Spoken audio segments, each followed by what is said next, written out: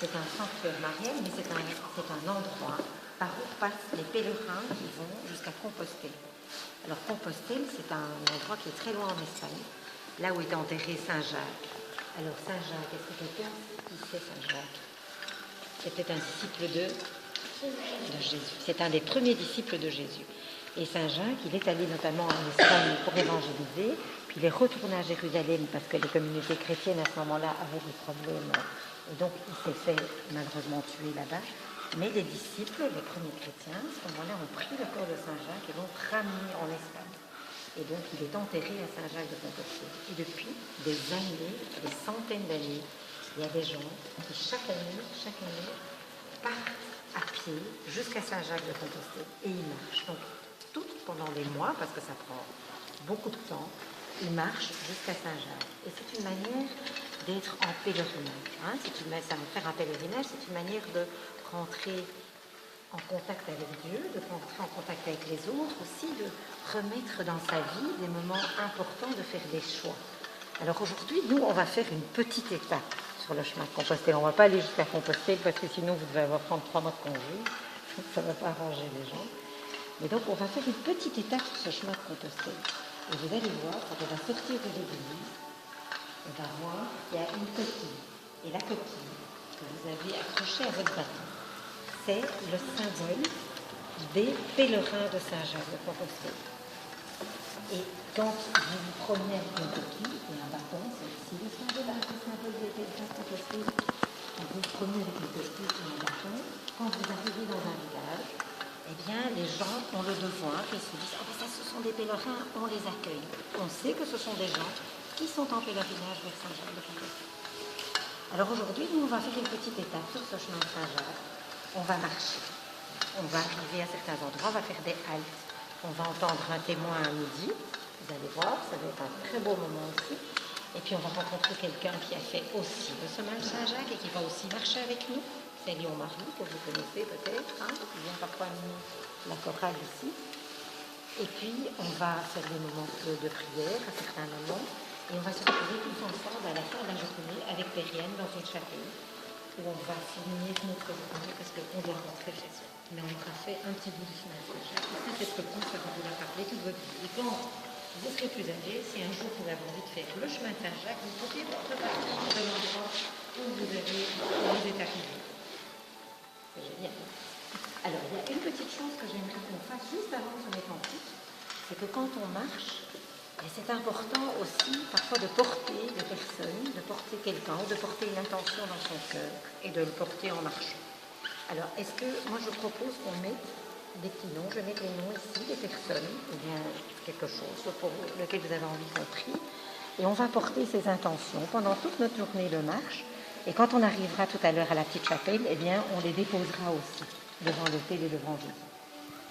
Alors moi, il y a une dame, je vais commencer, comme ça va vous aider. Moi, il y a une dame qui a demandé qu'on prie pour sa belle-sœur, qui s'appelle Emma et qui est en clinique. Et je lui ai dit qu'aujourd'hui, spécialement, on penserait à elle pendant qu'on marche. Vous penserez à Emma? Oui. Alors, je vais la marquer sur mon petit papier. Est-ce qu'il y en a d'autres qui ont des intentions, qui pensent à des personnes qu'on pourrait porter dans notre marche? Une petite fille, Valentine, qui se fait baptiser demain, mais on ne peut malheureusement pas l'accompagner. Donc, je pense Valentine, spécialement qui se fait baptiser demain. Oui, Juliette. Sabina, ma cousine, parce qu'elle est morte le 2 janvier, parce qu'elle a été intoxiquée.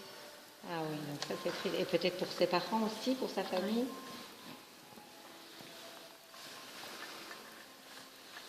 On va prier pour Sabina et sa famille aussi. Est-ce qu'il y a d'autres intentions? Oui, pour les deux grands-pères, il y en a un qui est mort et un autre qui a l'Alzheimer. C'était malade. Les deux grands-pères de Clément.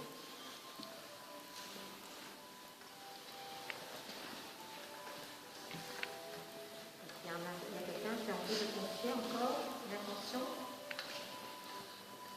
Moi, je voudrais qu'on prie pour la famille de Charles, qui est décédé de 4 ans, qui est décédé la semaine.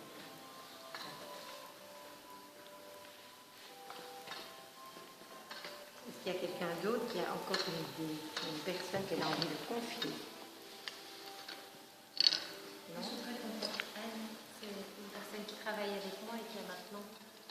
vie importante contre les gens se battent maintenant. On va porter Anne ici. Et alors moi, je vous dis tous les jeunes, comme nous aujourd'hui, on est en pèlerinage à Compostelle, mais eux, ils sont à Tibériade. On n'a pas su aller à Tibériade parce que je pense que j'ai envoyé mon bon de réservation un peu tard. Donc c'est un peu de ma faute, peut-être. Mais donc on va porter tous ces jeunes qui, comme vous, ils sont en marche.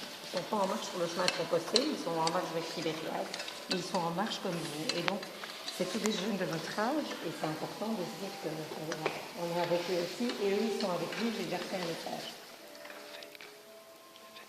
Et alors, donc on va porter les enfants, les jeunes et les gens qui sont à Tibériade. Je fais rencontrer aussi le papa d'Alex, Oui. qui était à l'école. Comment il s'appelle? Son prénom, peut-être plus. Bon, on va mettre le papa d'Alexandre. Donc c'est un papa qui a une maladie très grave, et donc c'est pas facile pour lui, et c'est pas facile non plus pour ses enfants. Donc on va porter lui et toute sa famille. Et peut-être aussi penser à tous les chrétiens qui vivent des moments difficiles à travers le monde en ce moment, pour qui c'est compliqué de pouvoir exprimer leur foi, et qui sont dans la douleur, et qui n'ont pas la... Comme nous, on a la joie de le faire, qui eux ne peuvent pas le faire. Voilà. Mais alors, il y a encore une personne pour laquelle on peut prier. Normalement, Monseigneur Ruffin devait venir vous confirmer. Mais il se fait on a trouvé qu'il avait une maladie, donc il doit se faire opérer. Et donc, on aura un autre doyen, c'est le doyen Alain Demarque qui va venir vous confirmer le fait de mai. Mais on peut porter aussi Monseigneur Ruffin dans nos prières. Parce que, voilà, le Seigneur l'aide. Il était très triste de ne pas pouvoir venir.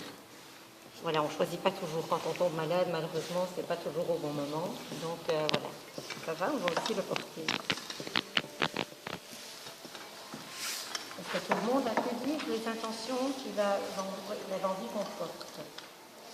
Alors, il y a encore peut-être des intentions qu'on va avoir dans notre cœur pendant la journée. On peut les porter encore, même si on n'a pas dit. Si vous voulez, je rajouterai la petite liste les clients qu'on a dit. Sinon, on va porter toutes ces personnes auxquelles on a pensé. Et